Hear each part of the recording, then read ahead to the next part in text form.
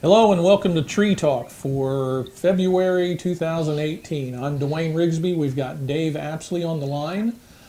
So we're going to get right into this and talk about a day in the woods. Dave, can you hear me out there? I can, and I'm joining you from Jackson in my office. And see my background. I got the room all set up to talk about a day in the woods. Absolutely. Now, Dave, tell us about a day in the woods. What, besides just running out there in the woods and going, "Yay, we're in the woods." What are we doing? Well, I do that every time I do go to the woods. I would love to do that a lot. Unless I'm hunting, sometimes that doesn't help with the deer. It kind of scares them I away. understand. Yeah. A Day in the Woods is a program that we sponsor at OSU Extension that we work with partners. And essentially, what we do is do programming for mainly targeted at woodland owners, but really anybody interested in woodlands. Mm-hmm. And we do a program a month usually from May through November during the summer months. And we essentially spend the whole day, spend a little time in the classroom, and then we get out in the field, out in the woods, and experience the woodland setting and cover different topics depending on what we've got scheduled. So today I'd like to just talk to you about a little bit about the Day in the Woods in general, and then kind of unveil our tentative schedule for 2018. Sounds great. So go ahead and let's kick it off. It sounds really exciting. So are you seeing the PowerPoint now, Dwayne? I see an email. You see an email. I Yes. did it wrong again. It's just the other screen. Try it one more time. Now I see you. Share screen. Oh, it switched on you. Yeah. Now you got it? Now we got her. Yes, Okay. sir. Day in the Woods, 2018. Yeah. And by the way, I just went ahead and put my contact up there. So there's my email address, apsley.1@osu.edu. And then I'll put this up again later. But if you go to go.osu.edu/Southeast Ohio Woods, you'll find us there. So the first thing I want to talk about with the Day in the Woods is the partnership, because this is what really makes it happen. We work with these partners. OSU kind of coordinates it through the Vinton County Extension Office, but we could not make this happen without all these partners. We've got 11 listed here. We actually do most of the program at the Vinton Furnace State Forest, which is the newest state forest in Ohio. The U.S. Forest Service has a research facility there. And then all these other partners help us resource it. They help us with planning. They help us with the day of the event. A lot of folks like Glatfelter, the National Tree Farm Committee, or the State Tree Farm Committee, sorry, and then the National Wild Turkey Federation all help to sponsor and pay for some of our expenses. So because of all these partners, we can do the program, first of all. And second of all, we can do it so that we can keep our prices down. We actually had to raise our prices this year for the first time. This is year 7. And we went up a whopping $2. So now we're going to be $12 for the day, and that includes a nice lunch. So we're still very reasonable. And it is a really good lunch, too. So It's wonderful. Yeah. So these are just some photo images of some of the things we've done over the past. We've done everything from wildflowers to measuring trees. We did a whole program on the cicadas. 17-year cicadas emerged. We've done history. We've done programs that focus on some of the wildlife, like the timber rattler that exists out at the Vinton Furnace. We almost always do a tree identification program, and sometimes we'll do a summer and a winter one. We've done a lot on songbirds. We've gotten wet in Raccoon Creek and just had a good time. The Vinton Furnace is just a wonderful place to do a lot of these programs. And we'll talk more about some of the other programs we're going to do. This is from a breeding bird workshop we did last year where they actually put up mist nets and caught songbirds. So we like to get out there. We like to bring the experts out. And to date, we've done about 50 programs and had over 100 different experts in the field, from some of these wildlife researchers to some of our forest biologists and ecologists to our service foresters to come out and help us with that. So what's cool about Day in the Woods, you're going to get to spend the day out there, but you're going to be with these experts in the field. And then you'll notice we have the way to get folks around. So we've got wagons and can get folks out into the forest there. Dave, what's an average crowd? Do they vary each time, or Is They there? vary quite a bit depending on topic, but we are averaging 40 people, believe it or not. We've done 50 programs in the first 6 years, and we are just over 2,000 total attendees. Wow. So Do you have it's a pretty. limit? Go ahead, sorry. Do you have a maximum that you can have? We try not to do that. We've never. There are occasional programs, and I'll talk about one where we have to limit it the first one of the year. But for the most part, we'll find ways to adapt. We usually have multiple presenters, and we'll have an indoor and an outdoor person. So if we get big attendance, sometimes we'll have to mix it up and break the crowd up and get out in smaller groups, which usually, especially for things like Tree ID, which is one of our big, highly attended ones, we like to break it into multiple smaller groups just so you can experience it and everybody can hear and experience what we're doing out there. Gotcha. So just more pictures of people out in the woods. The neat thing is we get a lot of repeat customers, so we get to know a lot of these folks, and you get to spend time out there during all the seasons from the middle of the summer when you got some of these things like the milkweed here, butterfly milkweed. I was drawing a blank to, you name it. We get to see it and experience it out there. We're really excited about our classroom. The classroom was pretty packed in there, and we've been able to expand a little bit. Now we have capacity for about, I think, 48 people in the classroom. And we try not to spend too much time in there, but a lot of the days we will do some introductory presentations and just get people on the same page before we go out to the field. So we've got a projector mounted in the ceiling, which opened up a lot more space in our classroom because we don't have to park that projector in the middle of the room. And then these old lab tables actually came from OSU's main campus. They were in the surplus pile in the hallway, and I was able to scavenge them. So we've got a really nice classroom out at the Vinton.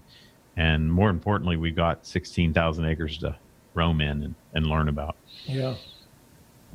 The Vinton Furnace, I'm not sure how many folks are familiar with it, but it is the newest state forest. It's 16,000 total acres of land. But what's unique is in the core of that 16,000 acres is about a 2,000 acre research forest. And the U.S. Forest Service has been partnering doing research on that forest since the 1950s, 1954. So, we're going on 64 years of research out there. And so there are lots of different things to see and do out there, from some of that old historic forestry research to some of the more current research on things like rattlesnakes and amphibians and songbirds and so forth. So it's a really neat place to go out and experience. And there's a lot of active research going on out there too. So you get to interact with the people that are doing it and see a lot of the research sites that they've got out there.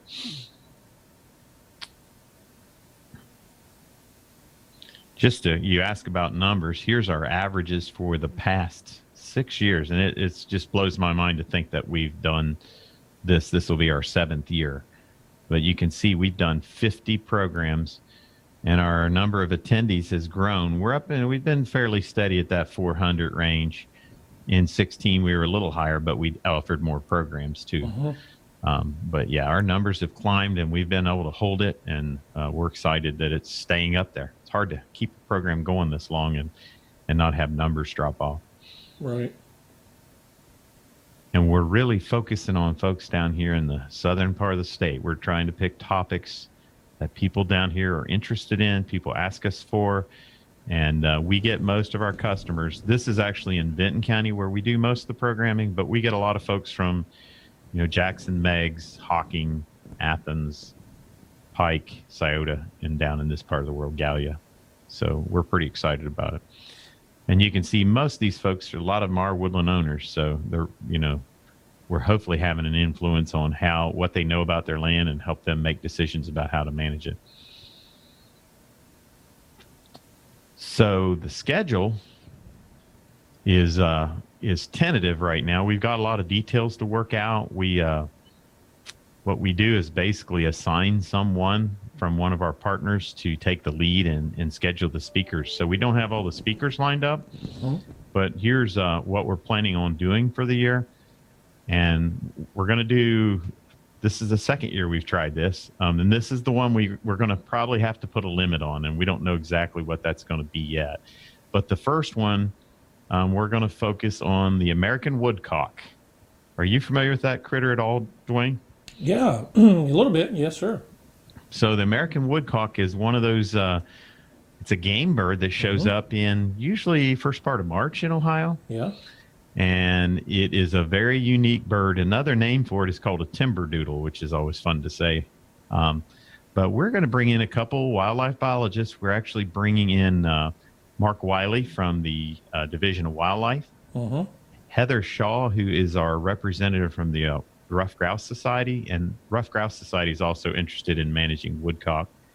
And then Lee Crocker from the National Wild Turkey Federation. He's our Ohio biologist.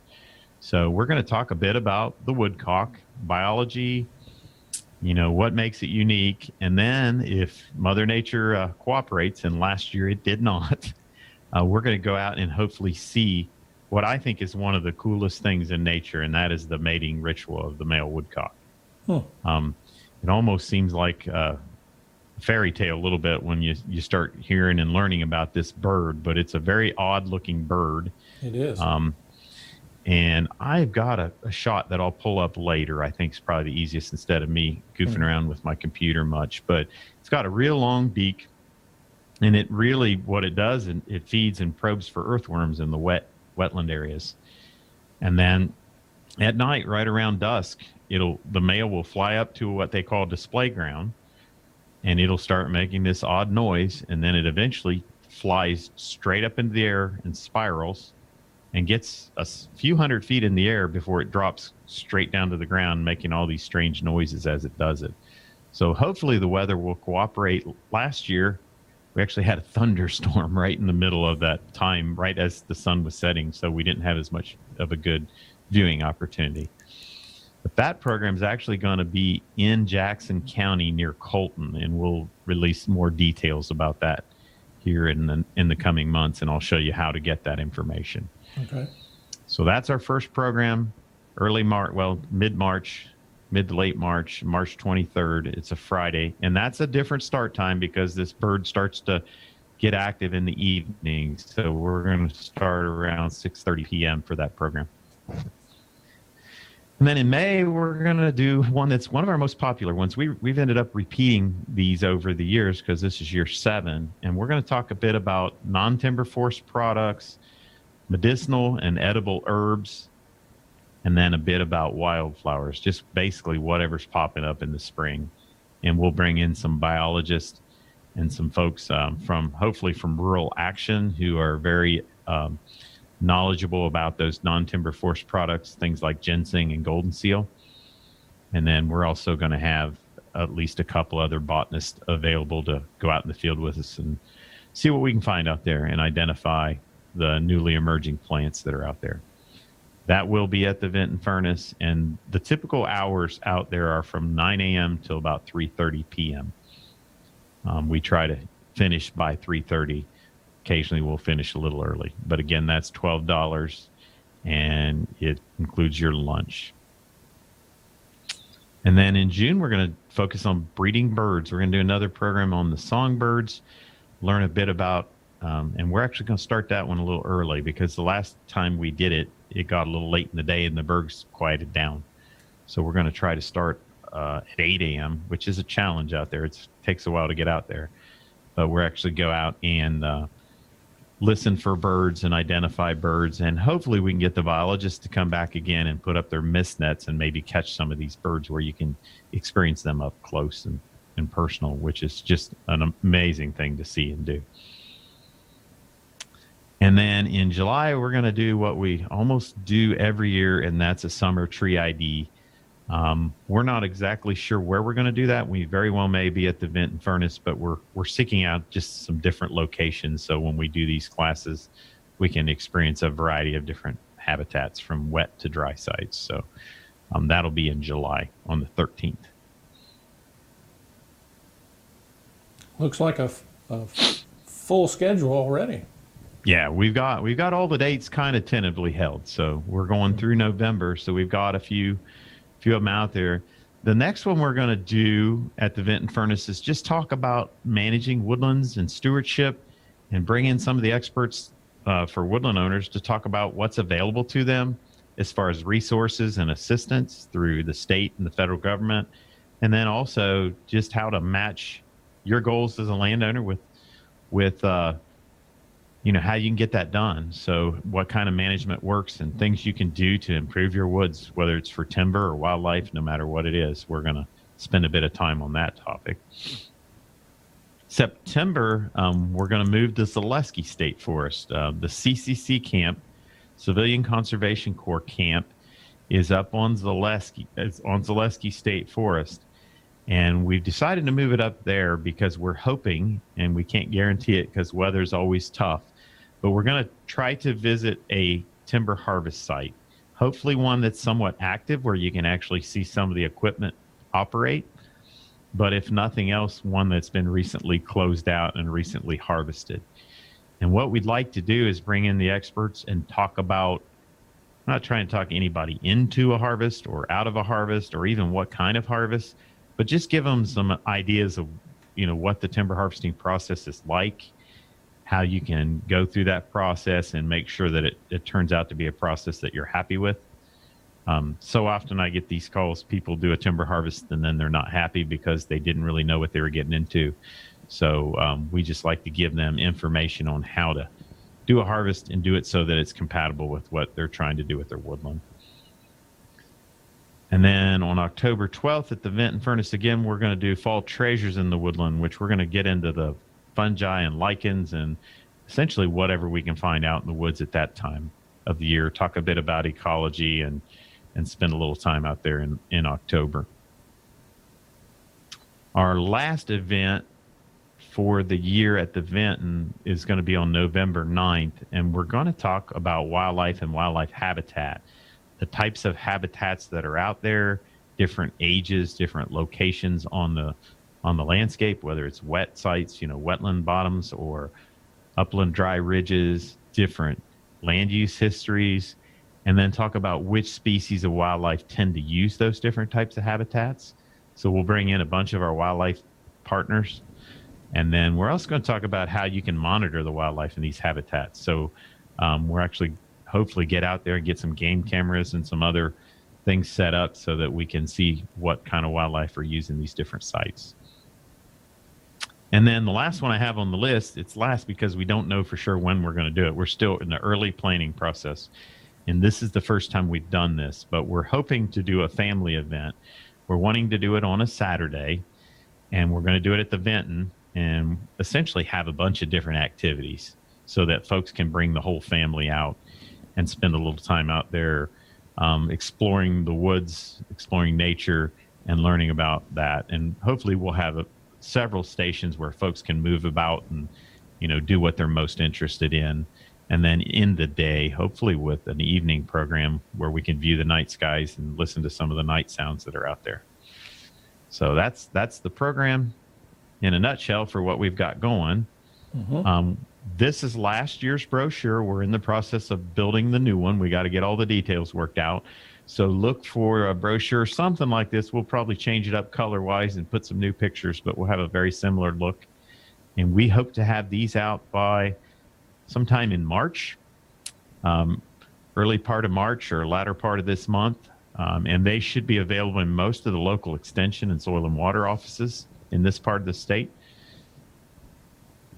And I will keep folks posted on this website. It's u.osu.edu/Southeast Ohio Woods. And we post, whenever we do programs, we post a little news release with all the details and all the information. If you would like, there's also a button you can subscribe to that site. So anytime we post, you can get those updates. So that's kind of in a nutshell what we've got scheduled for the year. Mm-hmm. I'm not sure what else we have time to talk about, Dwayne. But we just got a few more minutes, Dave. But did I read that right? Is all of the events basically $12? Yes, that is correct. Okay. And the first Woodcock event, I don't think we're going to charge for, but the rest of the events are $12. Okay. Gotcha. And the brochure, there's multiple ways you can register. You can grab the brochure and there's a little registration form attached. And if you know you want to come to a bunch of them, you can check the boxes and include your check and mail it to the extension office. But we're pretty flexible too. You can just email me, and all that information is on that website again. You can email me, and we can register you that way, or you can call the Benton County Extension office as well, and they'll put you on the list. So Gotcha. we're pretty flexible. We try to make it as easy as possible, because I know in this day and age, it's hard to know what you're doing, tomorrow, much less what you're going to do a month from now. So we try to make it easy. Sure, absolutely, that makes sense. Let's see. So all the events is $12. How early do you have to register ahead of each event, or you just can't show up that day, right? Yeah, we prefer you don't show up that day. And the main reason with that is we have the caterer, and we try to keep it so she can plan for lunch. So what we typically do is have a cutoff the week of the event, usually like the Monday of the day of the Monday of the event that occurs on the Friday. Gotcha. Okay. So the beginning of the week. So I thought I'd pull this up. This is actually the website, and this is my posting from last year's woodcock program. And let's see if we can get a picture of that critter. There's what the woodcock looks like. If you notice, it's got that real long bill, and it's very camouflaged. Yeah. Really fat, round body, really odd bird. And if you notice where the eyes are, they're way on the side of its head. So you can't sneak up on these things very easily, even from behind. They can almost see behind them. Yeah. So. Yeah, they're pretty cool looking, and they're not real huge either. So. No, about the size of a quail, maybe a little bigger than a quail. Yeah. And if you're not familiar with that, I highly recommend you just do a little reading about it and go online and look. There's a famous little essay in the Sand County Almanac by Aldo Leopold that talks about the mating display. But for me, that's the sign of spring. When the woodcocks are flying, spring's just around the corner or already here. Good deal. Well, Dave, I appreciate it, and that's really a good lead in for the year, is giving us a schedule for the Day in the Woods. And I know you got other activities and events coming up. We sure do. Throughout the time. So I'm sure we'll catch up again next month and see what's going on, and you update us there on any new things coming about. So I really appreciate your time, Dave. I appreciate it too, and I just like to end by thanking all these partners, because we don't have that many folks in Extension that do natural resources, forestry type work, so we couldn't do this program without all these sponsors that you see on the screen. That's true. Yeah, we got to give a big thanks to those. I mean, that's what makes it all possible. So it does, and it's fun. We have a good time. So we hope folks can join us for at least one of these programs this year. Yeah. And maybe even you, Dwayne. We get you out, and Sarah. We got to get the we got to get the cameras over there. We're just about ready to start doing some more of that. Hopefully. All right. We're going to try to do a little more activity shooting if possible. Sounds great. Yeah. So. All right. Dave, I'll let you go. And again, I'm Dwayne with Tree Talk. We had Dave Apsley, and we'll see everyone next month. And we'll talk some more about trees and activities out in the woods. So everybody have a great day. Thanks, Dwayne. Thanks, everybody.